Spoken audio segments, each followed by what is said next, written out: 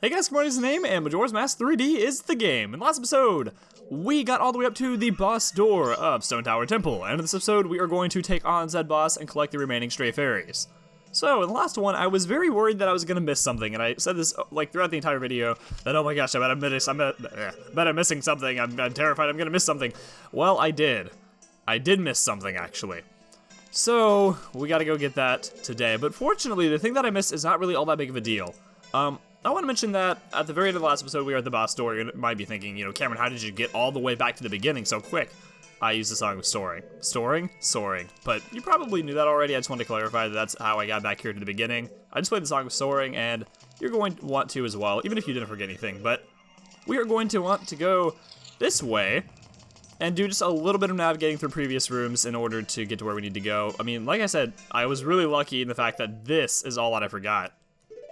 Really not that big of a deal at all, because this is just really quick. This is a really easy fix is what I'm trying to say. So what we're going to want to do is fly over here, and if you're playing along, you're following along, and I misled you like I did myself, then you're going to want to do this too if you're going for 100%. Wait, I am in the right room, right? Hold up. Oh, wait a moment. Not quite yet. Okay. Let's get back in this air blast. Go a little higher, I believe. Yes, you're going to want to get over here onto this middle pathway. See if the camera will tilt down a little bit for me to be able to see where I'm going. Alright, well, I'm hoping I'm falling on the right spot. Nope. Okay. Let's take the lower of the air blast, because that one will probably get me up where I need to go. I really wish the controls for flying with the deku were better, because they're just not the best. Anyways, so let's take care of this masked hip loop, I guess, or I guess just let him live his life in peace. Well, actually no, because he's not gonna let me make the shot I need to make, I don't think. So, let's see, let's equip our hook shot and our light arrows. There you go, take off the mask, see what lies underneath. There you go. Hit this right here. That's the only thing that I forgot. But if you forget to do that and you continue on doing what I'm about to do in this episode, you're gonna get here and you're gonna be like me when I was practicing for this episode, wondering, where is the chest that's supposed to be here? So now I'm gonna play the Song of Soaring once again and go back to the beginning of the temple.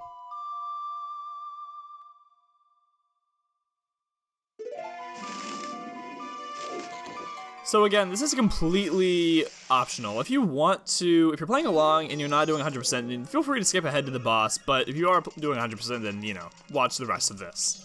So, make sure that chest has appeared, as well as all the other things that I showed you in the last episode. Let's not fall off the ledge. We're going to want to flip the temple once more.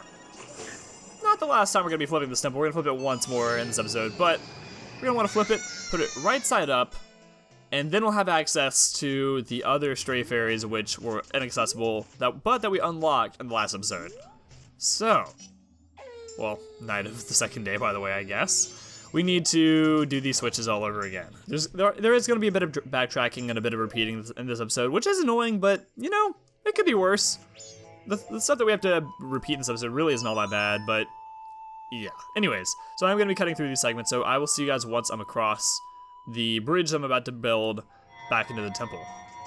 Alright, so I just hit the switches like we did previously by playing the Elegy of Emptiness while wearing the various masks to hold down the switches. I've already shown that off, you guys know what I'm talking about. So, let's hop back into the temple right side up. I should mention that my mom is graciously cleaning the house right now, and one of her friends is over too. And they're having like a cleaning play date. Not a play date, but that sounds really demeaning. That sounded more demeaning than I meant for it to be. They're having like a cleaning hangout. That's more what I wanted to get toward. That's more what I wanted to say. They are having a cleaning hangout, and the dogs are like barking downstairs and everything. So just letting you know, if you hear any dogs barking, that's what all that is about. So hop on down and get that chest. We unlocked that in the last episode. That's gonna contain stray fairy number. Oh my gosh! Okay, fine. You want to die? Come here. There. You can no longer bother me. You're dead. I hope you're happy in that. Well, you're probably not feeling any emotions, but anyways. So, hop up here, and we're going to want to go back through the west door to that block room that we saw earlier. And yeah, we are going to have to redo that again. This entire block puzzle that we saw 2 episodes ago, I believe. So, I'm going to redo this block puzzle, and I'll see you guys once I'm done. Alright, we have finished the puzzle. Almost. I have to play the Elegy of Emptiness to hold this down, but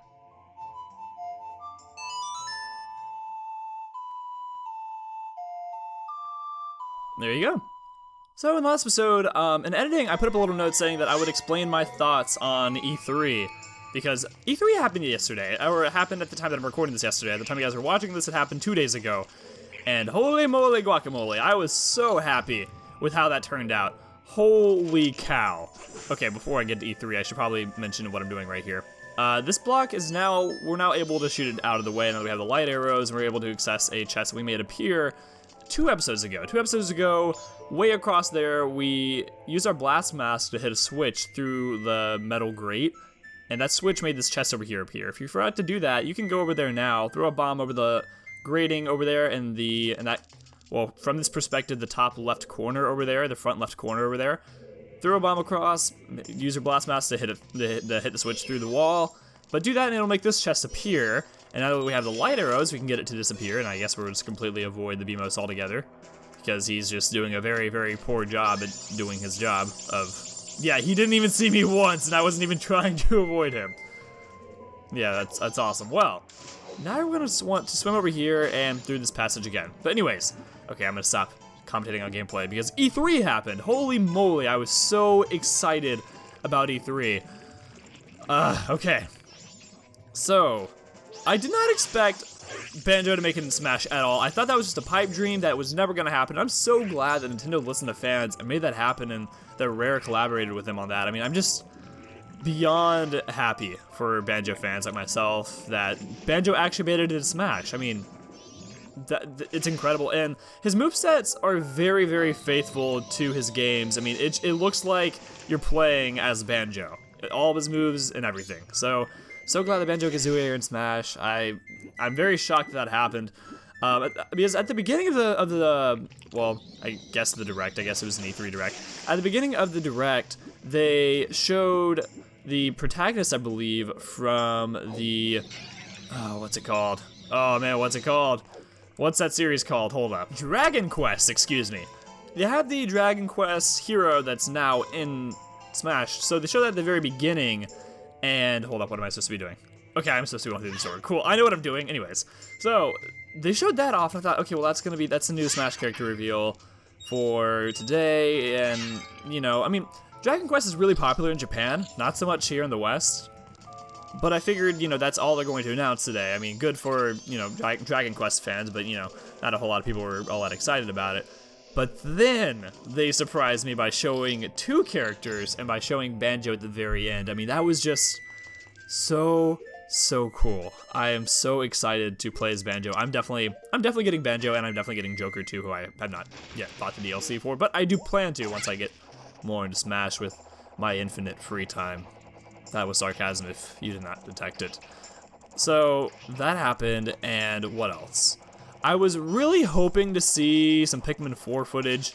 It just didn't happen. Speaking of things that aren't happening, me making it across this ledge, whoa, I exceeded my expectations. I actually did make it. Anyways, so I didn't see Pikmin 4 footage, a little bit disappointed about that. I was really happy to see Animal Crossing footage. The 2 things that I said I was hoping for big time were Animal Crossing news and Pikmin 4 news. Pikmin 4 news did not come to light, and that's the only thing that I was disappointed about. I'm actually kind of glad that Animal Crossing is getting pushed back. I mean, a lot of people were upset, but the fact that they're pushing it back means they're going to take the time to make it right, and I would rather the game be pushed back than it be rushed out and the game be forever bad.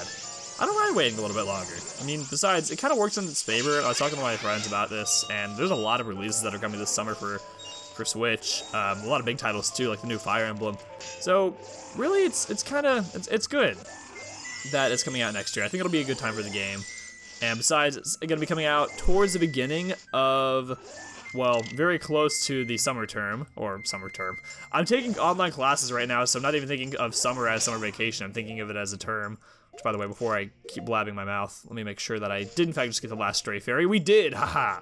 Okay, now we're going to warp back to the beginning of the dungeon.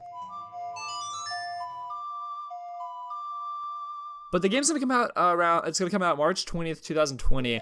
That's going to be right around the time that the spring semester's ending and that summer vacation is beginning next year. So it looks like I'll be able to have an Animal Crossing summer like I did back in summer 2013 when New Leaf came out. So I, for one, am very happy about the time that the game's coming out. I think it's going to work out in favor of the game, and I'm glad that they're taking the time to make it right. So, yeah. Anywho, right now, what am I wanting to do? We are wanting to flip the temple. It's worth mentioning earlier that I flipped the temple by playing the Song of Soaring. You might wonder why I didn't just hit it with the light switch like I'm supposed to. You can do that, but it'll have the same effect. It'll just show you the animation of the temple flipping over. It's just quicker to use the Song of Soaring and warp over here. Or, not warp over here. Warp up there. Or wait, I am so confused and disoriented. We're not going to try to figure this out today. We're just going to continue on. So, it's just easier to flip the temple by playing the Song of Soaring outside of the temple. But, yeah. I was very, very shocked to see the Zelda news. I was not expecting that at all. I thought it was way too early to even begin thinking about the next Zelda. But the fact that they showed a trailer, not only, said that it was in development or that it was, coming about, but that they showed a full trailer for it, I was very surprised. I'm not as surprised that they're using the Breath of the Wild engine for it. I'll say that I'm more happy that they're using the Breath of the Wild engine for it. And the game seems like it's going to have a bit of a darker tone. And in an interview with, I forget his name, I think it's Asia Aonuma. I'll put the name up on the screen right now. Anuma, I think is what we try to pronounce his name as. Anyways, the developer of Zelda pretty much. He said that it's going to be a tad darker than Majora's Mask. The game is going to be darker than Majora's Mask. Whatever the Zelda is, I'm kind of scared. I'm kidding. I'm actually really, really excited for it. It made me want to get back into playing Breath of the Wild, so yeah. Anyways, those are my big takeaways from E3 this year, Nintendo-wise, and yeah, I'm just beyond excited. My expectations overall were exceeded this year. I wasn't really expecting all that much for E3 this year. I felt like it was going to be just kind of an uneventful year. It's going to be an off year, but I mean, heck, they dropped most of the news I wanted and a lot of news which I greatly appreciated but did not at all expect. So, yeah. Overall, I was very happy with E3 this year. So, now that we've gone through, we've collected all the stray fairies, we are now finally ready to face this boss. And I ragged on the bosses in this game, or the remake, I should say, because like I've said, they've dumped them down, given them all big giant eyes, and the fights are, just a shadow. What am I trying to say? A fraction? No, a hollow. Metaphors. Jeez, it's just a fraction of what it was before. But this fight is different.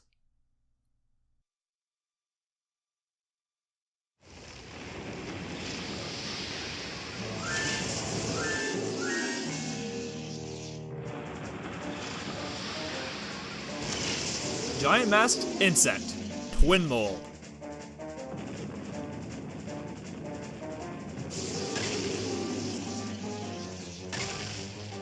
Like other fights in this remake, this one is drastically different from the original. So right off the bat, you're gonna see two giant insects flying around, one more peaceful blue one and a more angry red one that's running around. He will swoop on by, spit out lava balls at you, and he's the one that's really going to be dealing you damage. He doesn't seem to have any vulnerability at this point. The other one has giant eyes in his belly. Okay, I'm not going to try to defend the giant eyes. They are silly, I agree. They're still silly, they're always going to be silly. But this is the first fight in the remake where I actually appreciate the differences that they made. So you're going to want to shoot all of the eyes. Only 3 are going to appear at first. Let's see if I can shoot that from far away. When I was practicing, wow! What I was about to say, when I was practicing, I made some incredible shots with this, like I did just now. But after you shoot him down, he's gonna start spinning around in a circle, and he's gonna have a giant vulnerable eyeball. Yeah, still lame, I agree, but just shoot it, just hang in there, bear with me for a second. Shoot it with light arrows to deal maximum damage. He's gonna go back into the ground, and you're gonna wanna repeat the cycle once again. All the while avoiding his twin over there, which collectively they're called Twinmold. Individually, they're called Mordorfold.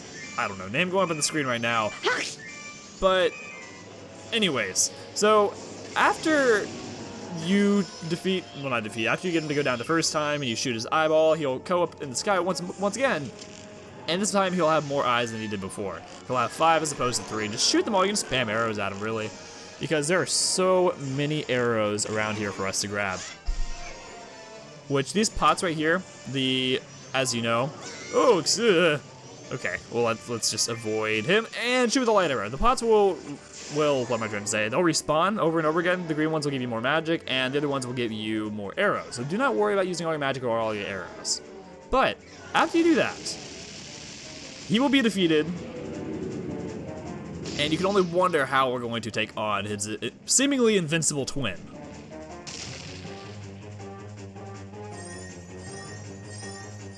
A chest? Mid-boss battle? Yep. So, run on over to grab it for...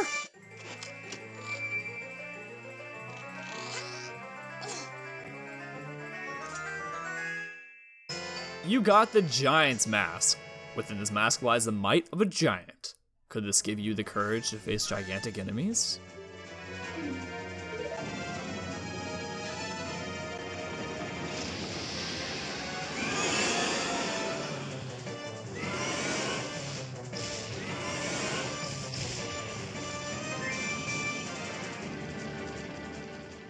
We have 3 very big monsters racing towards us. How can we possibly face them? Well, let's put on the giant mask that we just got.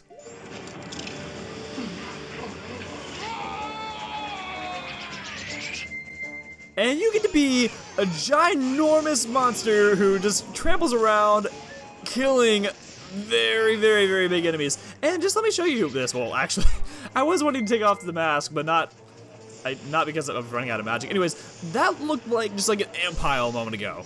Now it's this giant column.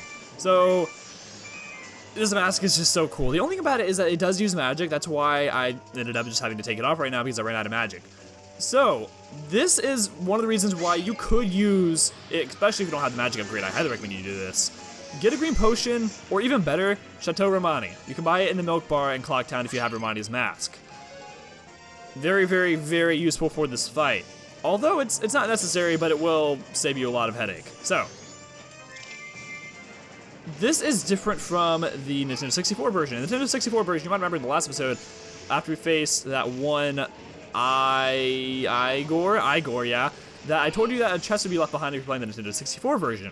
In the 64 version, after you defeat that Igor, you get the Giant's Mask, and then you just whip it out in this fight, and you instantly just begin beating both of them up. And honestly, the boss battle's a joke in the 64 version. It's not hard at all. It's laughable. I mean, it's not great. It's a fun fight, don't get me wrong, but it's a very quick and very, very easy fight. Here, on the other hand, you have to face the first one without the mask, and then once you face the second one, it's not just, you know, slashing it over and over and over again with your sword like you would in the original. Here we don't have a sword. Instead, we literally punch it to death. And it's spitting lava balls at us. And not only that, but in this version of the game, we are a lot bigger than we were in the 64 version. It's just overall great. So, whenever he does this, he's going to start spitting out lava. Well, actually, sometimes he'll come up out of the ground and he'll face you, and then he'll start spitting out lava balls at you. Sometimes he will, sometimes he won't. He's also going to leave his babies behind. So just roll over them to kill them easily. And they'll drop magic, hearts, whatever you need. So that's why, especially with the magic upgrade, Chateau Romani and or Green Potion aren't really all that needed, but you definitely can use them. But if you have the magic upgrade, not necessary at all. So what our objective is just to deal a ton of damage to this other half of Twinmold that's flying around. He's gonna go into the ground after a little while, and then he's gonna come back up, spit lava balls at you, and run into you, etc., etc. He does deal quite a bit of damage, and I gotta say, this is hands down the hardest fight in the game in this version. And which is funny because in the original version, this was the easiest fight in the game. But all the other bosses, they just slap a big eye on it, and it's kind of a joke.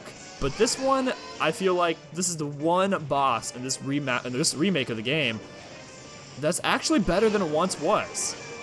So I really like this boss a lot. It's definitely my favorite one in the game. Or definitely my favorite one in this version of the game.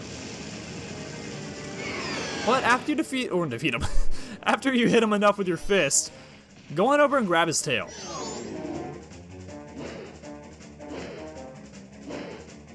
You swing him around, slam him down, and then Link aggressively screams. None of this happened in the 64 version. You just slashed with a sword. And a lot of people complain about this fight because it just takes so long. In the 64 version, you can knock it out 2 minutes flat. But this is probably, definitely this version of the game, the longest boss battle, and it can be the hardest too, just because like, it's really long and it deals a good bit of damage. But still, my favorite by far. I really enjoy what they've done here with this fight. So you might notice these giant boulders that are lying around. You can grab them and throw them at Twinmold to deal a ton of damage. Now, unfortunately, they don't respawn. If they did, this fight would be even better, in my opinion. But that's okay. Because we've hit him down twice now. The first half of this segment of the fight has gone by rather quickly, but this is where people start complaining. The second half of this fight really drags along, and you're about to see what I mean. Oh, and if you just run into the lava or run into the fire after it's been shot, you will take damage. So I do recommend coming in here with a good amount of fairies or potions, whatever you want, just to replenish your health as it goes along. But you're going to want to dodge his attacks as he comes at you. He's going to go to one end of the map, then turn around, and then spit lava balls at you and come back again. I recommend you can walk out of the way and then try to quickly turn around, but really one of the best ways to do this is just to lock, Z-lock, and then jump to the side to dodge his attacks. Now we've got to be getting done soon. Oh, okay, cool, great. Goes back down to the ground, grab him by the tail, spin him around, and slam him down. I love that scream that Link does. It's so unnecessary, but it's great. She's just like, ah! And you might be thinking, oh, that was the third time. Why is he not dead yet? It's a great question. I don't know why they decided to make him take 4 times. Ah, I want to get this magic. I want to get this magic. Okay, cool. I was able to get the magic. All right, let's have him pop back up again. We're going to throw this giant boulder at him once more. Where's he going to appear? Ooh, there he is. There he is. There he is. There you go. Cool. Punch. Oh, wow, that instantly knocks him to the ground. Great, okay, grab him by the tail.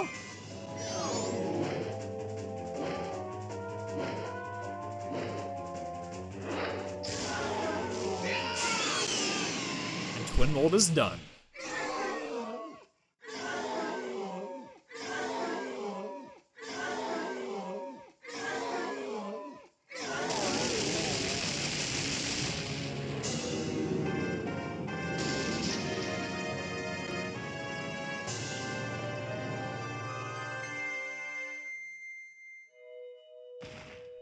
I don't care what anyone says, this boss battle is definitely better than it was in the original version of the game. Like, holy cow, this is just so cool. You're so much bigger than you were in the original version, and it kind of doesn't make sense that your sword grows with as you grow as well, so it kind of makes sense that you have to use your fist, but I like it better than using your sword to slash Twinmold. I don't know, it's so cool. And you're a lot bigger proportionally than you were in the original version, because look how tall that thing is. And now look how tiny it looks. We truly turned into a giant. And if you come over here, you can see the remaining head of one half of Twinmold. Very large, it seems like. Let's see, let's actually get a look at this. I'm kind of curious. Oh, another thing is, where are we? I don't think we'll ever know. It's just some desert, but it was fitting for this fight. But anyways, let's just walk on over here, and if you look down, you'll see a tiny piece of heart, and a tiny remains of the very tiny remains of Twinmold.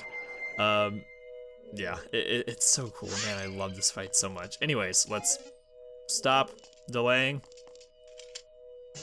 You got a heart container. And we only have 3 more to fill, and then we have all the heart containers in the game. Things are really coming to an end here. Anyways, without further ado, you seize Twinmold's remains. In doing so, you freed the innocent spirit that was imprisoned within this dark mask.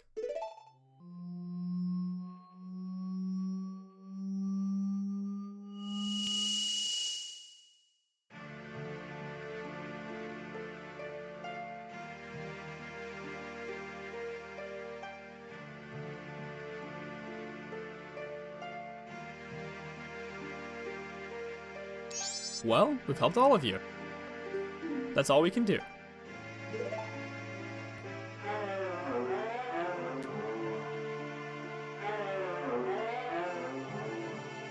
call us. That's what they're saying. Without being told, we understand. So now you'll help us out in exchange. We'll call you from atop the clock tower, so do something about him, alright? What? The voices sound sad. You don't want to.